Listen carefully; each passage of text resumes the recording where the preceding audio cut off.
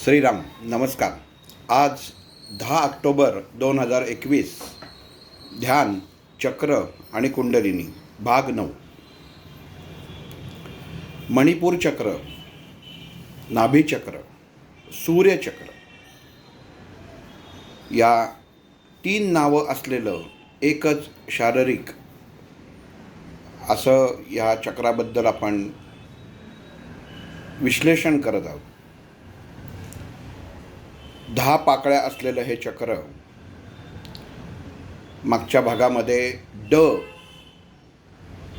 आणि ढ या 2 पाकळ्यांवरती आपण प्रकाश टाकला होता.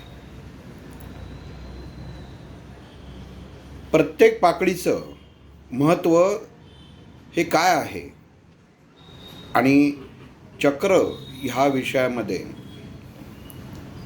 ते सांगण्याचं कारण काय. कारण दोघा-तिघांचा असा प्रश्न होता की षटचक्र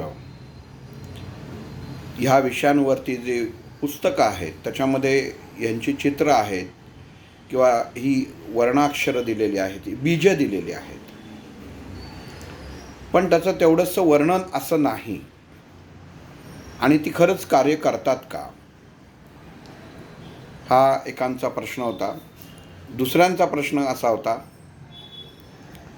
की एवढं खोलात जायची गरज आहे का, की मनुष्य तिथल्या तिथं अडकून बसेल.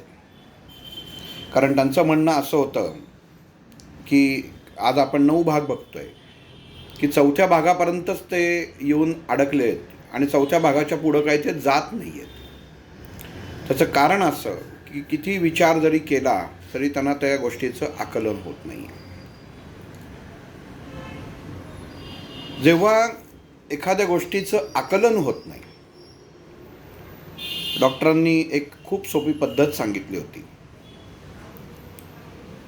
की मंत्र, स्तोत्र हे जेव्हा आपण पाठांतर करतो आणि आपण शाळेत असताना आपल्याला सर्वांना माहीत आहे की एकदा लिहून काढ असं आपले आई वडील किंवा शिक्षक सांगायचे की तू जे पाठांतर करतोयस ते एकदा लिहून काढ. तर ते लिहून का काढायचे, तर हे लिहून काढताना ते शब्द आपल्या चक्रांना जागृत करतात.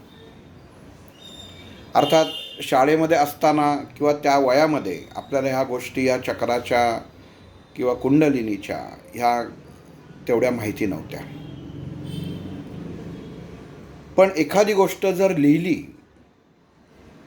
तर उच्चारण्यापेक्षा लिहिण्याचा फायदा, शरीरावरती उत्पन्न होणारी चैतन्यमय शक्ती ही जास्त तऱ्हेने उत्पन्न होते. शरीरातला अग्नी हा चांगल्या तऱ्हेने उत्पन्न होतो.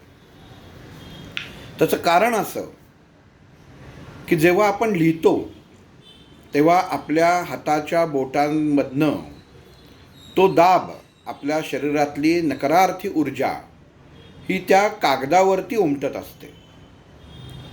म्हणजे एका बाजूनी शरीरातनं तुमच्या आपोआप निगेटिव्ह एनर्जी, ऋणभारित ऊर्जा ही मोकळी होत असते. आणि जेव्हा लिहून होतं, एखादी गोष्ट अशी असते की आपण लहानपणी शाळेमध्ये वर्ग चालू असतो पण तो विषय आपल्या आवडीचा नसेल तर वहीच्या पाठीमागं एखादं चित्र काढतो, एखादी नक्षी काढतो, एखादं पक्षी, जे काही आवडतं किंवा कोरून काहीतरी एक प्रकारचं स्वतःचं नाव तयार करतो. प्रत्येकाने जीवनामध्ये हे नक्कीच केलं असेल. तर हे जेव्हा करतो तेव्हा त्याचं विस्मरण होत नाही किंवा ते कधी स्मरणात वेगळं असं आणायला लागत नाही. कारण त्या आपल्याबरोबरच, आपल्या वैचारिकतेबरोबरच आपल्याबरोबर कायमच मनाच्या खोल अवस्थेत अंतर्मनामध्ये रुजलेलं असतं. मग जेव्हा एखादे मित्रमैत्रिणी भेटतात आणि आठवणी काढत असतात तेव्हा मग ती मित्र किंवा ती मैत्रीण सांगते की तुला आठवतं का अमुक सरांनी, अमुक वर्गातल्या बाईंनी माझी वही पकडली होती की ते शिकवत होते आणि मी पाठीमागं चित्र काढत होते. मग हे लिखाण काय आहे? तर लिखाण म्हणजे तुमच्या देहावर केलेला एक प्रकारचा संस्कार आहे.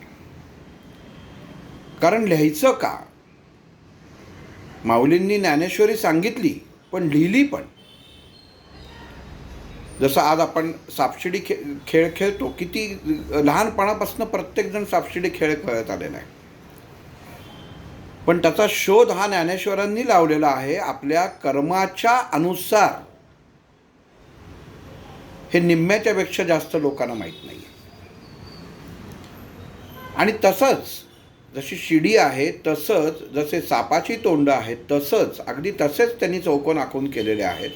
फक्त इथं नंबर आपल्याला 1 ते 99 आपण सापशिडीत बघतो की ते आहेत.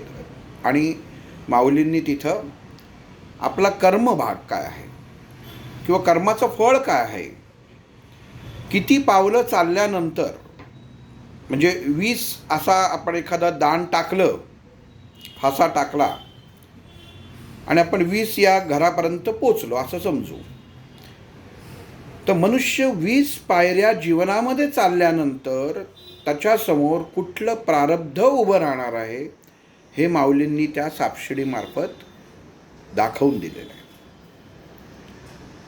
आणि हे सांगायचं कारण असं की हे सर्व मूलाधार चक्र, स्वाधिष्ठान चक्र आणि मणिपूर चक्र ह्याला धरून केलेलं ही सापशिडीचा खेळ आहे. तो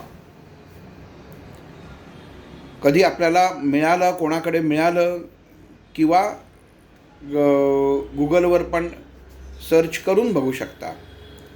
मिळालं तर कदाचित मिळू शकेल किंवा आळंदीला असेल की माऊलींनी काढलेली सापशिडी काय आहे. आपण नुसतं माऊलींनी काढलेली सापशिडी चित्र बघतो आणि ते चित्र बघितल्यावर इथं अमुक कर्म लिहिलं आहे, इथं कर्मभोग लिहिलं आहे, इथं व्ययस्थान लिहिलं आहे, इथं मुक्ती लिहिलेली आहे, हे एवढं नुसतं वाचतो. पण ग्रहण काय करायचं आहे हे आपल्याला आकलन होत नाही.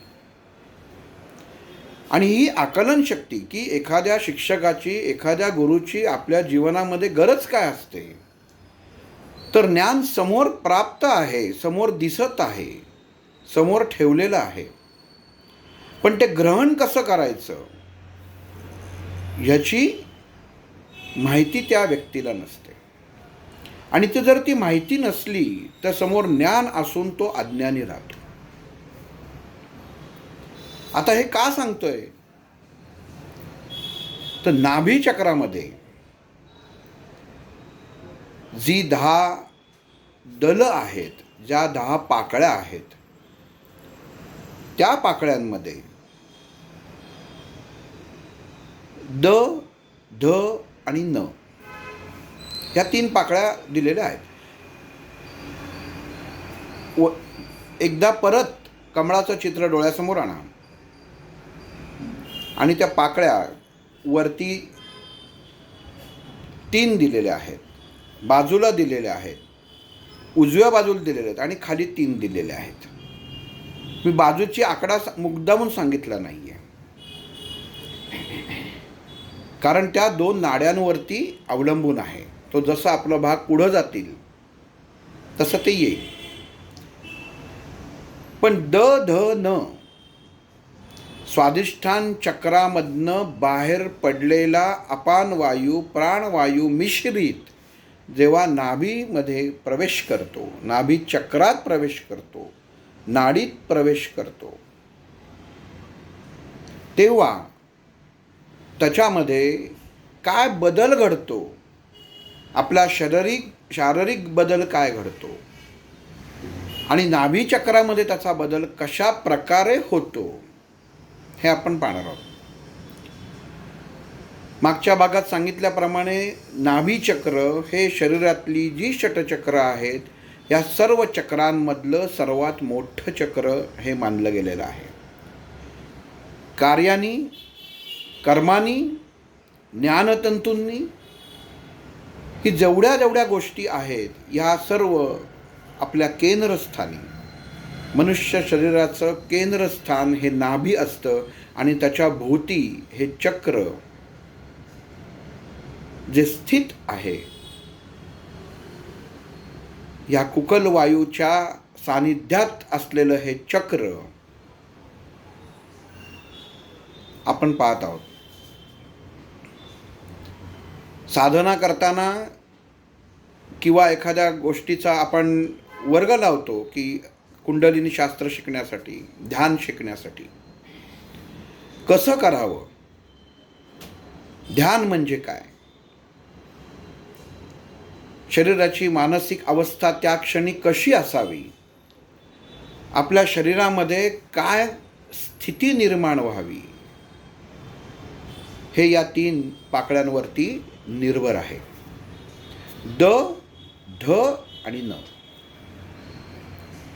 आपल्याला माहिती आहे की विष्णू आणि लक्ष्मी ह्या नाभी चक्राच्या देवता आहेत.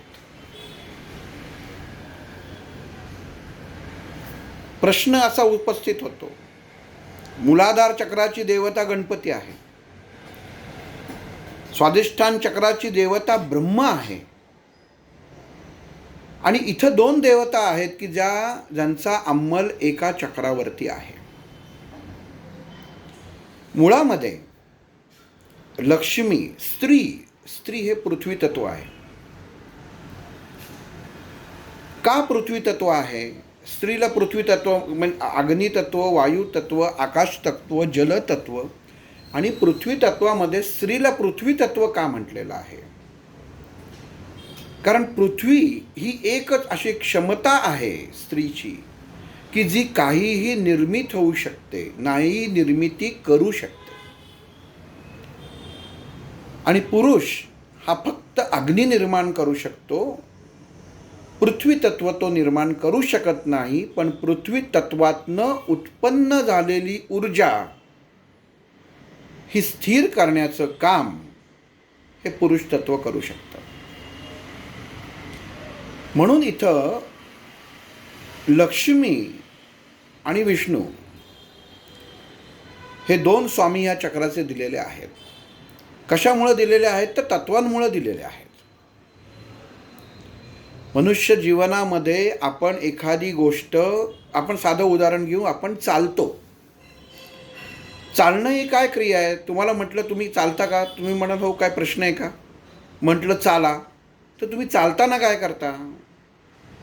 तुम्हाला जर उजवा पाय पुढं टाकायचा असेल तर तुम्हाला डावा पाय हा जमिनीवरती दाबायला लागतो. म्हणजे तुम्हाला पृथ्वी तत्वाशी स्थिरता ही ठेवायला लागते, तेव्हा तुम्ही उजवा पाय हा पुढं टाकू शकता.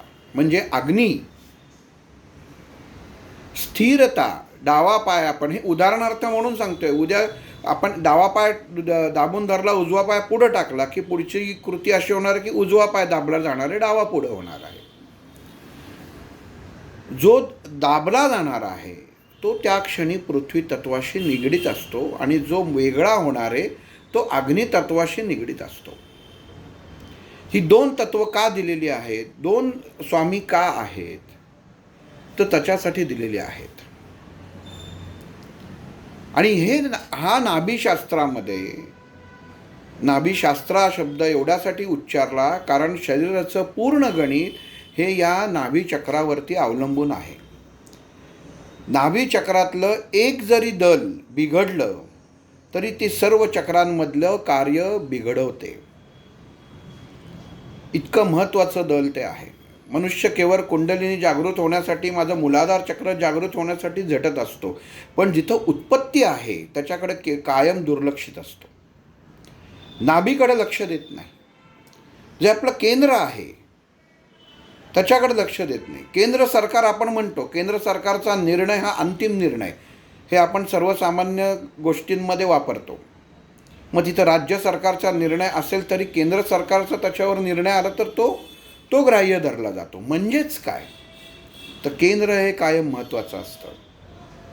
म्हणून ही केंद्राची 10 दलं ही महत्त्वाची मानली गेलेली आहेत. मग साधना करताना जसं स्वाधिष्ठान चक्र आपल्या कुठल्या कुठल्या अवयांशी निगडीत आहे, आता प्रत्येक वेळी सांगणार नाही, आपल्याला मागच्या वेळी ते माहिती झालेलं आहे. पण नाभी चक्राचा शरीरामध्ये उत्पन्न होणारा अग्नी हा जर स्थिर ठेवायचा असेल तर आपण जेव्हा साधनेला बसतो, कारण नाभी चक्र कुठलीही गोष्ट स्थिर ठेवायची असेल तर त्याला तुम्हाला जीवनामध्ये स्थूल देहामार्फत काहीतरी कृतीही करायलाच लागते. सूर्यचक्र नाभीचक्राला का म्हटलेलं आहे, तर सूर्य कधीपर्यंत तुमचं अस्तित्व जागृत ठेवू शकतो. तर उदाहरणार्थ धरू आपण, सकाळी सूर्योदय झाला पहाटे 6 वाजता, सकाळी 6 वाजता सूर्योदय झाला असं उदाहरण धरू, आणि संध्याकाळी त्याचा अस्त झाला, म्हणजे त्या क्षणी सूर्य नष्ट झाला का, तो नाही झाला. मग तेव्हा नाभीचक्र नसणार आहे का, तर असणार आहे. मग भौतिक गोष्टी त्यावेळी दाखवत असतं की सर्व ठिकाणी प्रकाश आहे, हे चक्र मला माझ्या डोळ्यांनी दिसतंय, माझी इंद्रियांना जाणवतंय, दिसतंय. पण 7 वाजल्यानंतर काही तो सूर्य दिसत नाही आहे, म्हणजे तो नाही का, असं होत नाही, म्हणजे तो आहे. त्याचं कारण असतं की स्थूल देह आणि सूक्ष्म देह. डोळे मिटले तर आपल्याला दिसत नाही का, तर डोळे मिटून सुद्धा आपल्याला दिसतं, आपण पाहिलेलं असतं. अमुक एक गोष्ट आपण पाहिलेली असते, ती आपल्या समोर नसते, पण जेव्हा डोळे मिटतो तेव्हा आपल्याला त्या डोळ्यासमोर ती गोष्ट चटकन येते. म्हणजेच काय, तर त्या गोष्टीवर तिथं अंतर्मनाचा प्रकाश पडतो,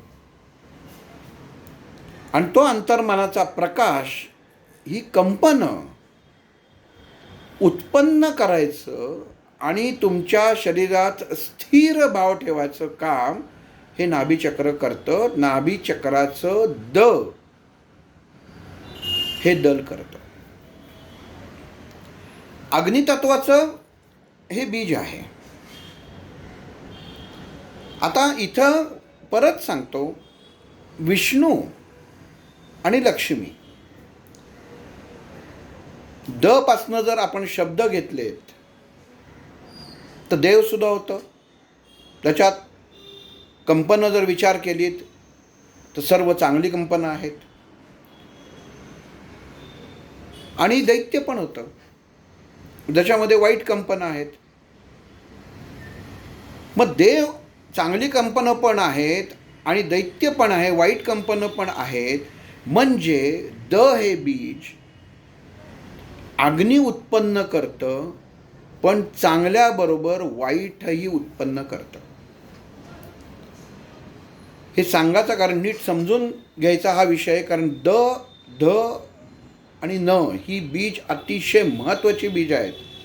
ही जर समजली नाही, प्रत्येकच बीज तसं महत्त्वाचं आहे, पण आपल्या सर्वसामान्य जीवन जगताना बीज हे खूप महत्त्वाचं आहे. कारण जी लोक साधना करतात, जी लोक नामस्मरण करतात, त्यांना बीज हे कळणं खूप गरजेचं आहे की साधना करताना आपल्याला कुठला अग्नी उत्पन्न करायचा आहे. मग आपल्याला स्वतःबद्दल, स्वतःच्या शरीरात, स्वतःच्या वैचारिकतेमध्ये उत्तम प्रकारे अग्नी प्रज्वलित करायचा असेल तर तुम्हाला ला दुसरं बीज मिळवायला लागतं, ते म्हणजे अ आणि म, आणि त्याचा उच्चार होतो दम. आता गंमत अशी आहे की हे उच्चार करताना अ आणि म ही बीजांचाही वापर केला जातो. परत एकदा सांगतो, तुम्ही साधनेला बसलेला आहात, तुम्हाला स्वतःमध्ये उत्तम प्रकारे ऊर्जा निर्माण करायची आहे. हे बीज तुमच्याकडं आहे, पण तुम्हाला वाईट किंवा चांगला ह्याच्यापैकी चांगला अग्नी उत्पन्न करायचा आहे. मग तो करण्यासाठी कुठलं बीज त्याच्यामध्ये तुम्हाला मिळवायला लागणार आहे, ॲडिशन करायला लागणार आहे, आणि त्याच्यामध्ये त्याचा उच्चार केल्यानंतर तुमच्या शरीरामध्ये फक्त चैतन्यमय चांगल्या कंपनांचा परिणाम आणि समावेश होणार आहे. मग त्याच्यामध्ये अ आणि म ही 2 बीजं मिळवायला लागतात. आणि ही निगडीत कोणाशी होतात? तर ब्रह्माशी होतात. म्हणजे चांगली ऊर्जा निर्माण करण्यासाठी ड मध्ये अ आणि म बीज मिळवायला लागतं, की जे ब्रह्माशी निगडीत आहे, स्वाधिष्ठान चक्राशी निगडीत आहे. याचा उच्चार केल्यानंतर दम असा त्याच्यामध्ये तुम्हाला उच्चार होणार आहे.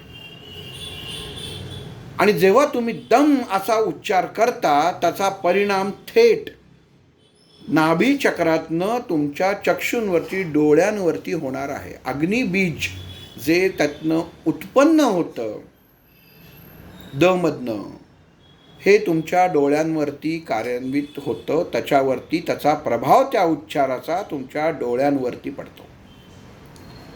पण जेवढे म्हणून डोळ्याचे प्रॉब्लेम्स आहेत, कमी दिसणं, कमी दिसायला लागणं, दोनदा दिसणं, अजून काही अडथळे त्याच्यामध्ये डोळ्याच्या बाबतीत जे असेल, तर हा दम द अधिक अ अधिक म असं दोन्ही बरोबर दम असा या बीजाचा उच्चार होतो. आणि हा उच्चार तुम्ही तुमचा हात तुमच्या नाभीवरती ठेवून जर केलात तर तुमच्या डोळ्याची क्षमता, डोळ्यामधला अग्नी हा वाढतो. म्हणून ह्याच्यामध्ये हे महत्त्वाचं आहे की तुम्ही उच्चार कसा करता. आता इथं उच्चार केला, एखाद्याने उच्चार केला दम दम असं, म्हणजे ज्याला जसं उच्चार करायची सवय आहे तसा केला तर त्याच्याप्रमाणे त्या शब्दाच्या दाबाप्रमाणे शरीरामध्ये सुद्धा बदल व्हायला सुरुवात होते. पण इथं गंमत अशी आहे की भगवंतांनी जेव्हा मनुष्य देहाचा आराखडा आखला, हा देह जेव्हा आपण एखादी इमारत तयार करताना जेव्हा त्याचं प्लॅन म्हणतो आपण, जसा आखला जातो तसा जेव्हा देहाचा आखला, 2 डोळे पाहिजेत, नाक पाहिजे, हे सर्व आखलं. आणि जेव्हा ब्रह्मानी सगळ्यांनी झालं आणि ब्रह्मानी त्याच्यामध्ये शेवटचं सँक्शनिंग दिलं की बाबा ठीक आहे, तयार, हा सगळा झाला, हा मनुष्य देह आता असाच तयार होणार, याच्यात कुठला बदल नाही. मग ह्याच्यामध्ये एखाद्याला आपण बघतो की नाक वेगळं निघतं, अजून काही एखादा कान, डोळे, काय बरेच या पृथ्वी तलावावरती असे प्रकार घडलेले आहेत, म्हणजे त्याला विकृती म्हटलेलं आहे. पण ती कोटींमध्ये एखादा, म्हणजे हजारो किती उत्तम कंपनी असली तरी चांगले जेव्हा प्रोडक्शन एखाद्या गोष्टीचं होतं तेव्हा एखादी गोष्ट चुकीचीही निघतेच. तसा हा भाग. पण मूळ साच्यामध्ये जो सँक्शन आहे तो भगवंतांनी सुद्धा त्याच्यामध्ये बदल करू शकत नाही.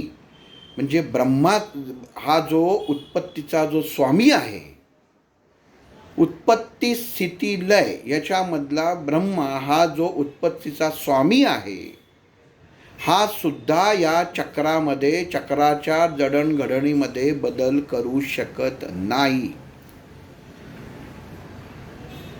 चक्र नीट समजून घ्या. आपण उत्तम ऊर्जा निर्माण करतोय आणि उत्तम ऊर्जा निर्माण करताना आपल्याला दम हे 3 बीज आपल्याला उच्चार करायला लागणार आहे. आणि जेव्हा हे उच्चार करतो तेव्हा त्याच्याबरोबर द अ म ही 3 बीजांचा जेव्हा उच्चार होतो तेव्हा चांगला अग्नी उत्पन्न होतो, जो आपल्या शरीरातल्या डोळ्यांवरती परिणाम करतो. ह्याचबरोबर हाच अग्नी जर तुम्हाला अजून थोडा वाढवायचा असेल तर तुम्हाला त्याच्यामध्ये रमबीज, आपण बघितलेलं आहे की रमबीज हे सगळ्यात अग्नितत्वातलं श्रेष्ठ बीज आहे. जेव्हा आणि म हे जेव्हा या बीजामध्ये सामावलं जातं आणि जो अग्नी उत्पन्न होतो बीजामध्ये आणि म हे बीज जेव्हा सामावलं जातं आणि जो अग्नी उत्पन्न होतो तो अग्नी मनुष्याच्या मूलाधार चक्रापाशी कुंडलिनी शक्ती जागृत करतो. मनुष्याची कुंडलिनी शक्ती जागृत कशी होते? तर या बीजामध्ये आणि म बीज हे जर मिळवलं तर त्याचा उच्चार द्राम असा होतो. द्राम असा त्याचा उच्चार होतो. आणि ह्याचा अंकुश, ह्याचा संबंध हा रुद्राशी आहे. उत्पन्न झालेला अग्नी शरीराला जाळूही शकतो आणि तुम्हाला ऊबही देऊ शकतो. कारण एखाद्या अग्नीत जर तुम्ही हात घातलात आणि तुम्हाला माहीत नसेल तर तुमचा हात तुम्हाला असं, आपण एखादी लहानपणापासून शेकोटी करतो, शेकोटी करताना शेकोटीजवळ असा हात नेतो आणि हात नेल्यावर एकदम आपल्याला भासतं. तर आपण भाजावं म्हणून हात नेत असतो का? तर नाही, पण भासतं. म्हणजेच काय झालं, उत्पन्न झालेला अग्नी मनुष्याला चांगला किंवा वाईट या दोन्ही प्रकारे वापरूही शकतो आणि उद्ध्वस्तही करू शकतो. द्राम शब्दाचा उच्चार हा नाथ संप्रदायामध्ये ध्यान योगामध्ये केलेला आहे. नाथ संप्रदायाचा अभ्यास हा वेगळा आहे. प्रत्येकाने त्याच्यावर नाथ संप्रदायाचा अभ्यासाचं पुस्तकं वगैरे बाजारात मिळतात, तो आणावा. आणि त्याच्यामध्ये हे बीज नाथ संप्रदायातलं सगळ्यात सर्वश्रेष्ठ बीज जर कुठलं असेल तर हे द्राम बीज आहे. त्याच्यात अग्नितत्व, अग्नितत्वाचं सर्वोच्च स्थान आणि मग आपल्याला माहिती की पुढं नेणारं बीज आहे. मग ब्रह्मा आहे, दम आहे, ब्रह्मा आहे, विष्णू आहे आणि जिथं रुद्र आहे म्हणजे शिव आहे. म्हणजेच नाभी चक्रावरती उत्पत्ती, स्थिती, लय या तिन्हीच्या स्वामींचा अंमल आहे. म्हणून हे चक्र सगळ्यात महत्त्वाचं चक्र आहे. उत्पत्ती, स्थिती, लय या तिन्हीचा अंमल या चक्रामुळे येतो. जे बीज आहे ज्याचा उच्चार नाथ संप्रदायात द्राम असा शाबरी मंत्रामध्ये केला जातो. याचाच अर्थ हे बीज म्हणजे साक्षात दत्तात्रय आहेत. नाभी चक्रावरती ज्यांचा अंमल आहे, दत्तात्रयांची सेवा करायला सांगितली म्हणजे तुम्हाला नाभी चक्राचा कुठंतरी दोष आहे म्हणून तुम्हाला दत्तात्रयाची सेवा करायला सांगितलं जातं. जेव्हा आपण एखाद्या ज्योतिषाकडे जातो आणि सांगतो की मला जीवनामध्ये असा प्रॉब्लेम आहे, पण आपल्या मनुष्याच्या चक्रांच्या अनुषंगाने प्रत्येक व्यक्तीला प्रॉब्लेम, अडथळे हे येत असतात, जात असतात. आणि दत्तात्रयांची सेवा आपण नुसतं म्हणतो आम्ही दत्त संप्रदायातले आहोत. तुम्ही दत्त संप्रदायातले आहात म्हणजे कुठल्या संप्रदायातले आहात? जे नाभीशास्त्र सांगतं त्याच्यावरती चालणारे आहेत तीच लोक दत्त संप्रदायातली असतात. म्हणजे ती द्राम या अग्नितत्वाच्या खाली येतात. म्हणजेच ती लोक नाथ संप्रदायाच्या खाली येतात. आता गंमत बघा, नवनाथांचे अवतार आहेत नवनाथांची शाबरी विद्या आहे, शाबरी माला आहे, शाबरी संख्या आहे. ह्याच्यातले काही मंत्र हे मनुष्यामध्ये चांगल्या प्रकारे ऊर्जा उत्पन्न करतात. तसंच त्याच्यातले काही मंत्र असे आहेत की जे मनुष्यामध्ये जास्त ऊर्जा निर्माण करून समोरच्याचं वाटोळ, मी वाटोळ शब्द मुद्दामून का वापरतोय, कारण ती निगेटिव्ह ऊर्जा आहे. म्हणून आपण मंत्र ऐकला असेल, ओम दम द्राम द्रौम द्रम द्रुम, हा एक मंत्र आहे.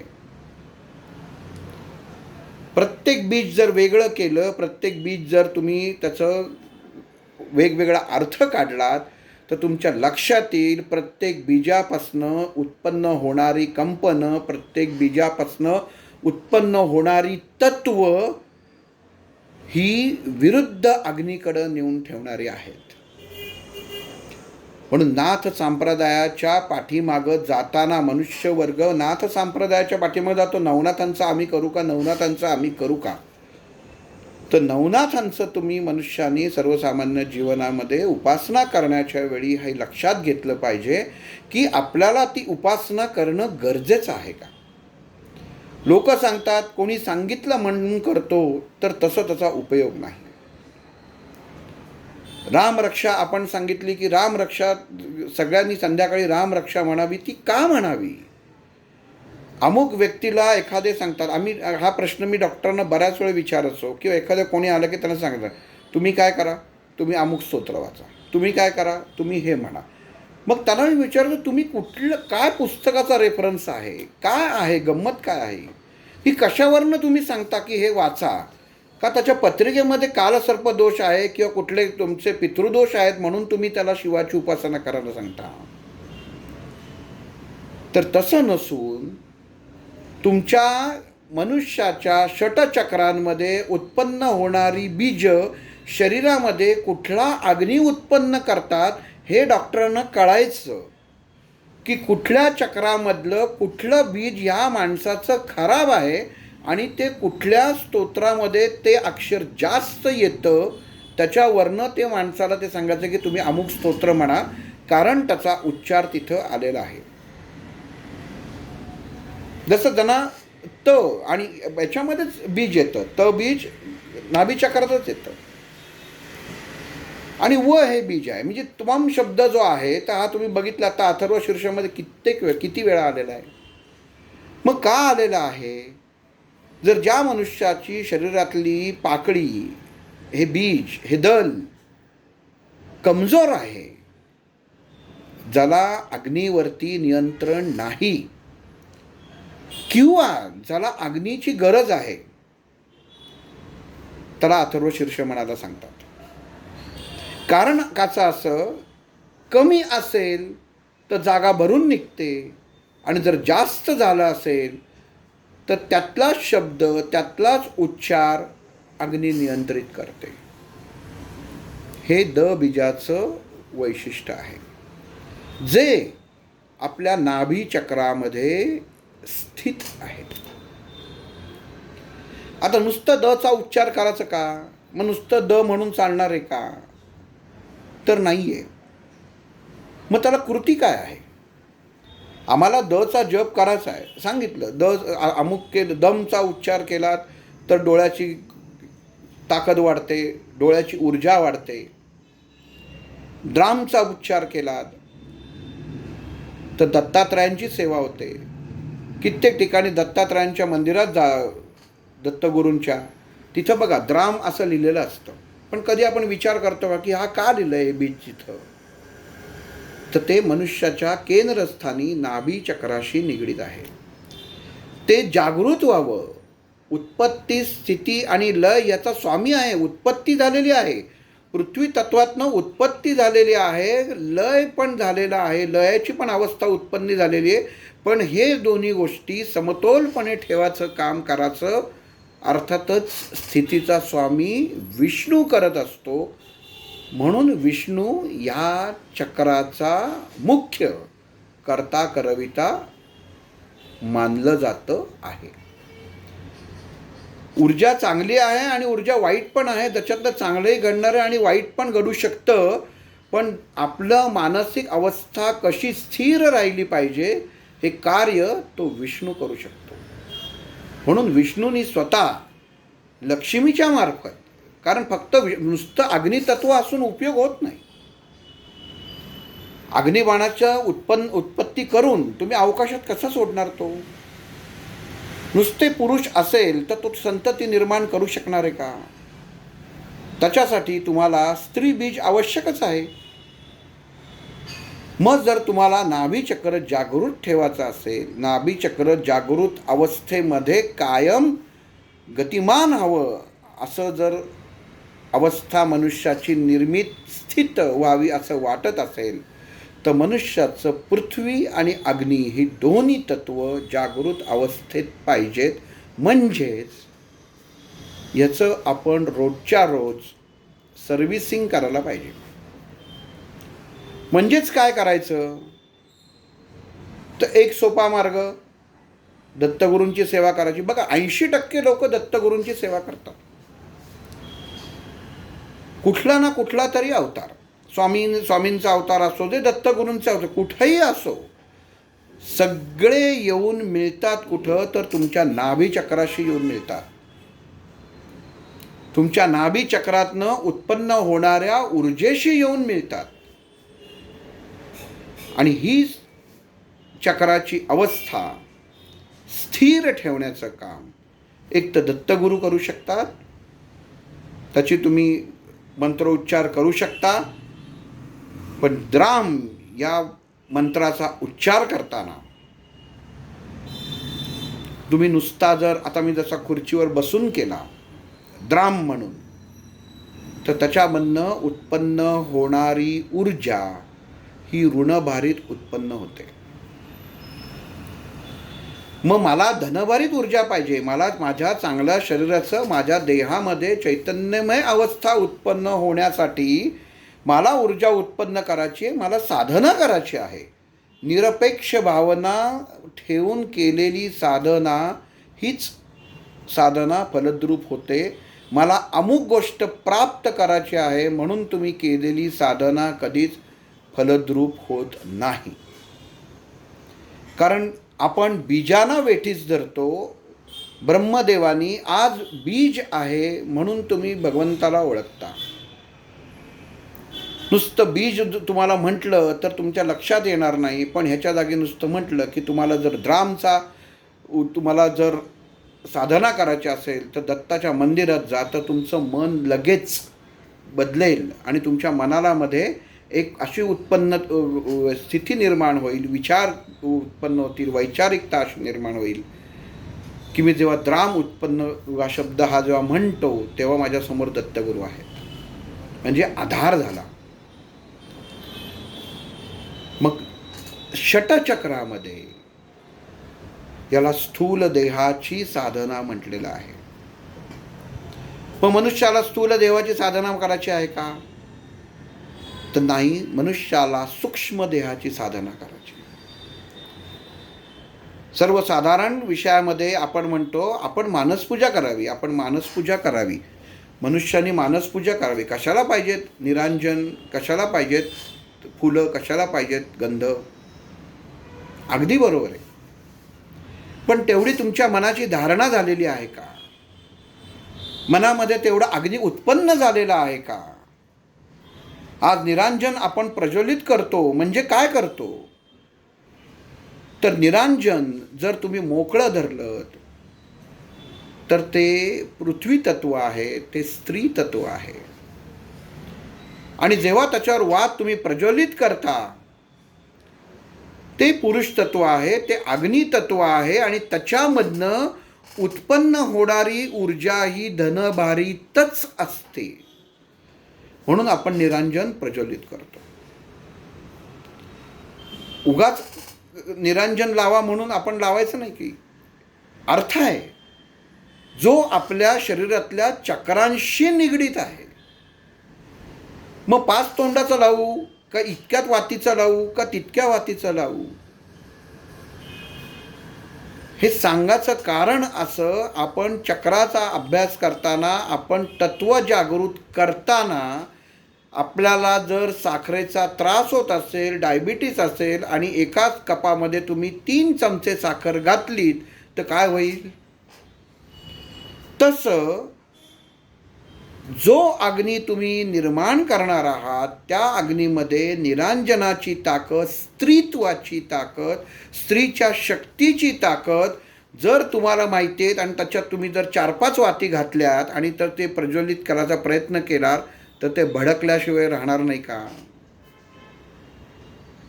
तुम्ही डोळ्यासमोर कृती आणा किंवा करून बघा एकदा. कारण शास्त्रामध्ये प्रत्येक कृती, चक्रामध्ये प्रत्येक कृती ही तुम्हाला असते असेल नाही, ती तुमच्या जीवनामध्ये ही गोष्टी घडतात आणि हे सत्यताच आहे. नुसतं नाभीचक्र कुंडलिनी आणि मूलाधार चक्र उपयोग नाही जोपर्यंत तुम्हाला त्याची दल कळत नाहीत तोपर्यंत. आणि मग द्राम हे जे बीज आहे, ही जी पाकळी द आहे, त्याच्यापासनं उत्पन्न होणारं द्राम बीज, उत्पत्ती स्थिती लय, या तिन्ही अवस्था या मंत्रामध्ये आहेत. द्राम हा नुसता एक बीज नाही तर हा मंत्र म्हणतात. त्याला दत्तगुरूंचा महामंत्र म्हटला जातो. द्राम म्हणजे नुसतं. तर मग हा उच्चार करण्यासाठी तुम्हाला तुमच्या नाभीवरती हा हात जो आहे, हा तळ हाताचा हा भाग तुम्ही नाभीवर ठेवायचा.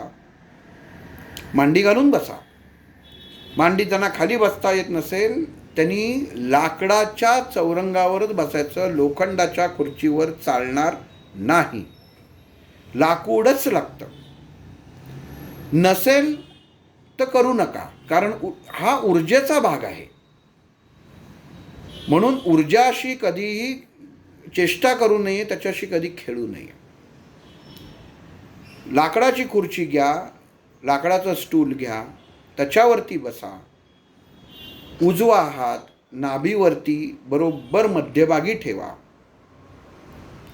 परत सांगतो, द हा शब्द, द पासनं उत्पन्न होणारी ऊर्जा तुमच्या डोळ्यांच्या अग्नीशी संबंधित आहे, रिलेटेड आहे. तुमच्या डोळ्याची ऊर्जा, द हे तत्व, द हे अक्षर, द ही पाकळी, द हे दल कंट्रोल करतं. त्याच्यावरती अंमल करायचं काम त्यात डोळ्यांच्या अग्नीवरती हा द हे शब्द करतो. मग तुम्ही असा धरून चाला की तुम्ही तुमच्या नाभीच्या मध्यभागी ठेवलेला आहेत, डोळे मिटलेले आहेत. आणि डोळे मिटल्यानंतर आपलं गुदद्वार तुम्हाला आत खेचायचं आहे. मूलाधार चक्र आणि स्वाधिष्ठान चक्र, ह्या 2 चक्रामध्ये प्राण आणि अपान वायू जो निर्माण होतो त्याचा तुम्हाला इथं वापर करायचा आहे, तो सुद्धा मर्यादित अवस्थेत. पण हे करायचं काम, ह्याची कळ, ह्याचा मार्ग, ह्याचं द्वार हे तुमच्या गुदद्वारापासनं येतं. मग काय करायचं? तर गुदद्वार आकुंचन करायचं. बसल्या जागी तुम्ही गुदद्वार आत ओढलत, हात नाभीवर ठेवायचा आहे. गुदद्वार तुम्ही जसं आत ओढलत तसं तुमच्या शरीराचं पुरुष तत्वाचा अग्नी, पुरुषांचं लिंग हे आपोआप आत ओढलं जातं. आपोआप आत ओढलं जातं म्हणजे काय? की ह्या द्राम शब्दाचा जेव्हा उच्चार होतो तेव्हा मनुष्याच्या शरीरामध्ये स्थित असलेला शुक्र धातू, शुक्र हा जो एक प्रकारच्या मनुष्याच्या शरीरामध्ये वीर्य निर्मिती करण्यासाठी असलेला धातू असतो, हा तिथं दबा धरून बसलेला असतो की अमुक अमुक, कारण ही वासनेमध्ये येतो हा. आणि मनुष्याच्या जसे विकार असतात, प्रत्येक मनुष्यात जशी चांगली शक्ती आणि वाईट शक्ती दोन्ही दबा धरून बसलेले असतात. जसं चांगलं शक्ती तुम्ही करा त्याचं आकलन करायला जाता तशी वाईट शक्ती दबा धरलेली पुढं येते. मग शुक्र धातू ही वाईट शक्ती नाही, पण मनामधली वासनासुद्धा. मग वासना फक्त शारीरिक असते का? तर नाही. तर वासना ही खाण्यावर सुद्धा असते. मग शुक्राशी निगडीत ही वासना जेव्हा तुम्ही गुदद्वार आत ओढता तेव्हा आपोआप लिंगाद्वारे ती पाकळी बंद केली जाते आणि तुमचा शुक्र धातू काम करणं त्या क्षणाला बंद होतो. वैचारिकता तुमची असते. मनामध्ये वासनागंध जर मन असेल आणि जर साधनेला बसलात आणि दत्तगुरूंच्या जरी समोर बसलात पण मनात वासना जर असेल तर तुमचं मन स्थिर होणार नाही आहे. मग ती ऊर्जा जाळायची कशी? तर अशी जाळायची. ही कृती आहे. जसं गुदद्वार आत ओढाल तशा तुमच्या शरीरातला वासनामय अवस्था ही बंद होते. शरीरामध्ये तुम्हाला अन्न, आपण काय म्हणतो, अन्नाची वासना उडाली. वासना उडाली म्हणजे काय उडालं? वास उडाला. वासना म्हणजे तुमच्या शरीरामध्ये नाभी चक्रात उत्पन्न होणारा रस. कुठनं उत्पन्न होतो? मूलाधार चक्रातला प्राण, स्वादिष्ठान चक्रातला अपान, हे दोन्ही वायू जेव्हा रस उत्पन्न करतात आणि जेव्हा नाभी चक्राकडं तो संदेश या बीजा थ्रू, या बीजामार्फत पाठवतात, तेव्हा शुक्र धातू लपलेला, आडून बसलेला आघात करायचा प्रयत्न करतो आणि तो होऊ नये. आणि ह्या बीजाशी, ह्या दलाशी आपलं मन, आपलं अचेतन अवस्था, बघा मगाशी उदाहरण सांगितलं, आपल्या समोर नसतं. अमुक अमुक नटीचा उघडा फोटो बघितला, अमुक अमुक नटाचा उघडा फोटो बघितला, बरोबर त्या क्षणी डोळ्यासमोर येतो. आणि बऱ्याच जणांच्या असं तर सांगतात की आम्ही देवाचं काही घेतलं की इतर विचार मनात येतात. हे इतर म्हणजे काय? तर ह्याच गोष्टी. आणि मग हे येतं कसं? कारण ते तुमच्या शरीरामध्ये आहेच आहे. आणि मग ते तुम्हाला त्याच्यावरती, त्याला कळून न देता त्याच्यावरती तुम्हाला अंमल आणायचा आहे, म्हणून ही तुम्हाला गुद आत घ्यायची क्रिया ही तुम्हाला करायला लागणार आहे. मग जेव्हा तुम्ही गुद आत ओढून घेता तेव्हा तुमच्या शरीरामध्ये 3 बदल होतात. आणि हे 3 बदल कुठले होतात? तर पहिली गोष्ट, मनुष्याचं, पुरुषाचं अग्नितत्व, हे अग्नी प्रज्वलित करायचं काम कमी करायला लागतं. शुक्राची निर्मिती कमी होते. जलतत्व नियंत्रित केलं जातं. नुसतं गुदद्वार आत ओढल्यानंतर घडणाऱ्या ह्या क्रिया आहेत. आणि या जेव्हा 3 क्रिया घडतात तेव्हा वायूला कळत नाही. वायूचा दाब हा आपोआप वाढतो. आपल्याला कधीतरी जीवनात अशी अवस्था निर्माण झालेली आहे की आपल्याला शौचाला लागते पण नेमकं आपल्याला जायची हे नसते, तर आपण गुदद्वार आत घेऊन रोध निर्माण करतो. आणि हा जेव्हा रोध निर्माण करतो तेव्हा आपल्या लक्षात येतं की आपल्या पोटामध्ये वायू हा वाढत चाललेला आहे. आणि तो वायू हा नाभी चक्राभोवती असलेल्या इतर पाकळ्यांवरती परिणाम करतो आणि त्याची कार्य बिघडवतो. म्हणून उजवा हात हा आपल्या नाभी चक्रावरती ठेवायचा आहे.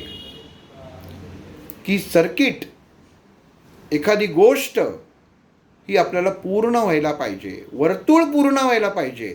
जर हात ठेवला नाहीत तर तुमच्या शरीरामध्ये वायू उत्पन्न होणार आहे आणि तो मनामध्ये अस्वस्थता उत्पन्न करणारे सुषुम्ना नाडी, जी स्वादिष्ठान चक्रातनं निघून तुमच्या अचेतन अवस्थेपर्यंत, सुषुम्ना नाडी जी स्वादिष्ठान चक्रातनं अचेतन अवस्थेला संवेदना पुरवत असते, कंपन पुरवत असते. त्याच्यामध्ये दाब उत्पन्न होतो आणि अपान वायू हा तुमच्या हृदयापर्यंत पोचतो.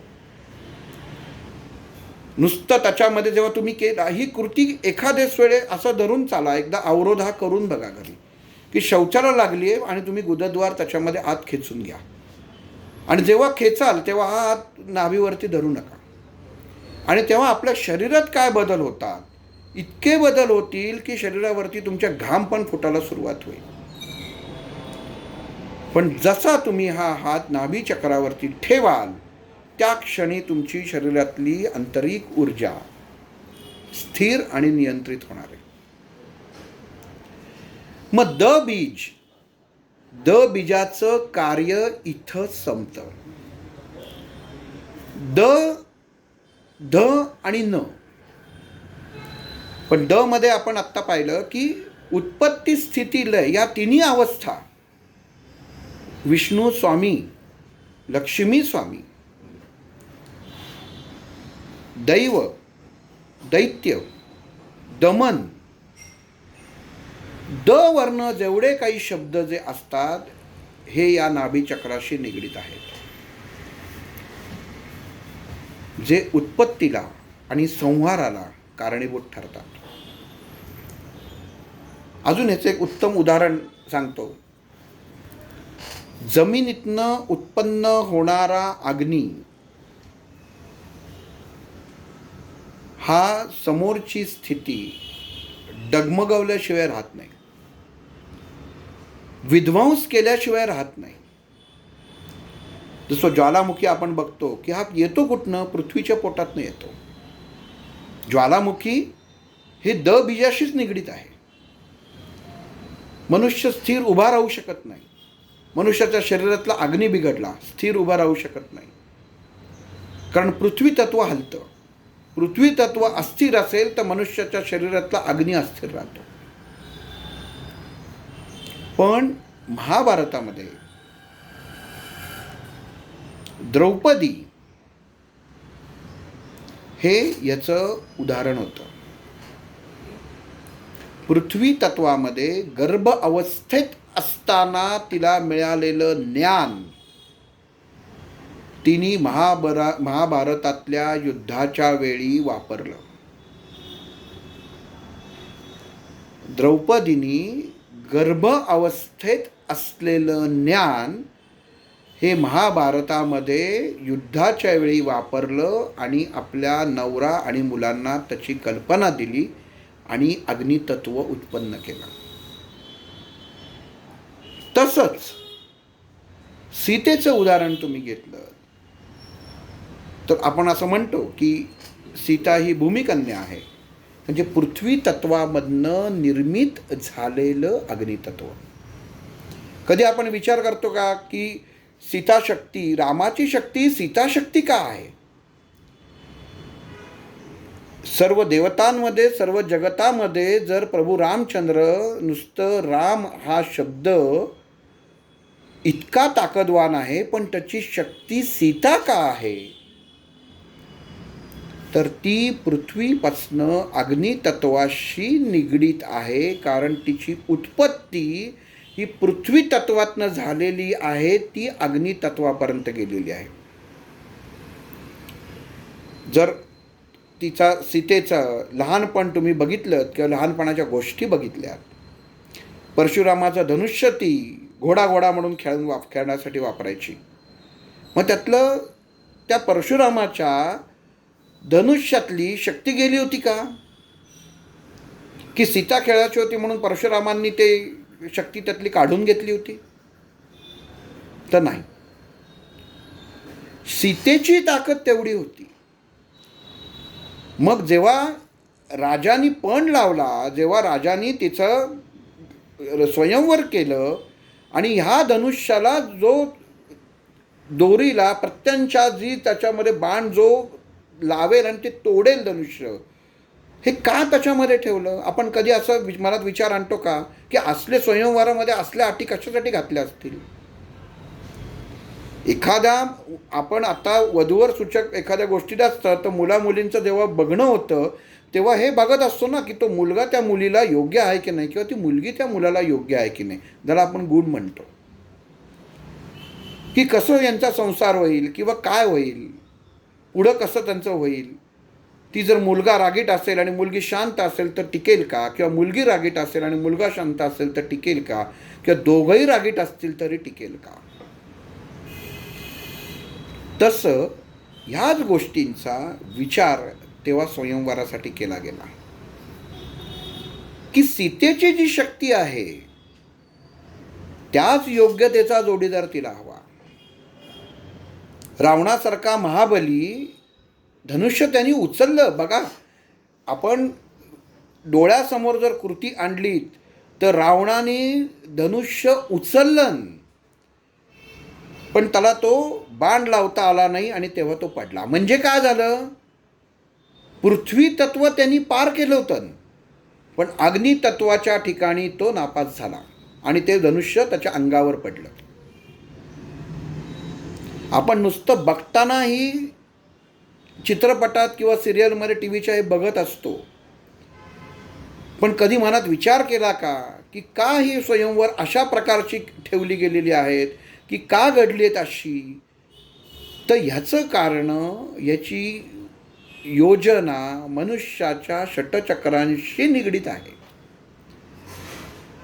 कारण सीतेचा अग्नी, सीतेच्या शरीरात स्थित असलेला शुक्र धातू कोण सहन करू शकणार आहे. कुठला सुकुमार तसं तेज, कारण कुठंतरी समन पाहिजे ना. पृथ्वी तत्व तेवढंच अग्नितत्व पाहिजे, आणि मग त्याच्यामधनं जी निर्मिती होणार आहे ती महाअग्नीची होणार आहे. नुसतं लवकुशांनी रामाचा लक्ष्मणाचा पराभव केला आपण एवढंच म्हणतो, आणि मग राम गेले तिथं. पण मेघनाथ सारख्या व्यक्तीला मारणारा लक्ष्मण याचा पराभव लवकुशांनी करावा, मग याचा आपण नुसतं तिथं बघतो, पण त्याचा संबंध आपल्या बीजांशी आहे. की पृथ्वी तत्व आणि रामांसारखं अग्नितत्व ज्याच्यातनं जी निर्मिती झालेली असे ते लवकुश, ते तत्व किती महान असेल, मग त्याच्यापुढे लक्ष्मण तो काय. म्हणून बीजांचा अभ्यास करताना अग्नी आणि साधना, त्याच्यावरती करायला लागणाऱ्या कृती या खूप महत्त्वाच्या असतात.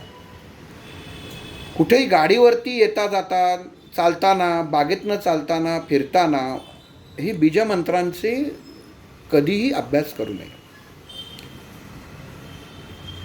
जाणकार शिक्षक जेव्हा असेल, ज्याला माहिती असेल, शरीराची माहिती जर नसेल, पहिल्या भागातच सांगितलं की मनुष्याला त्याच्या स्वतःच्या शरीराची माहिती असणं खूप गरजेचं आहे. मी करतोय म्हणून दुसरा करतो नाही, आणि हेच आपल्याला बीज सांगणार आहे. काय भगवंतानी त्याच्यामध्ये प्रत्येक दल अशी उपाययोजना करून ठेवलेली आहेत की बीज तुम्हाला कुठं प्लस मायनस झालं, कुठं चुकलं तर त्याच्या बाजूला बीज तयार करून ठेवलेलं आहे. वायू तत्वाचं बीज. बीज काय करतं, पासनं उत्पन्न झालेली कंपनं स्थिर ठेवायचं काम हे वायू तत्व करतं. किती वायू पूर्वाचा तर अग्नी प्रज्वलित होण्याचं, तर हे बाजूच्या दलाचं चं काम नियंत्रण हे बीज करतं, वायू करतं. आणि मग अग्नीला जेव्हा वायूची जोड मिळते, रामाला जेव्हा हनुमानाची जोड मिळते, तेव्हा काय होतं हे प्रत्येकाला सांगायची वेगळी गरज नाही. पण मग नाभी चक्रामध्ये बीजा शेजारी बीज असण्याचं कारण काय, पाकळी तिथं बीज ही बरोबर केंद्राच्या मध्ये का दिलेली आहे,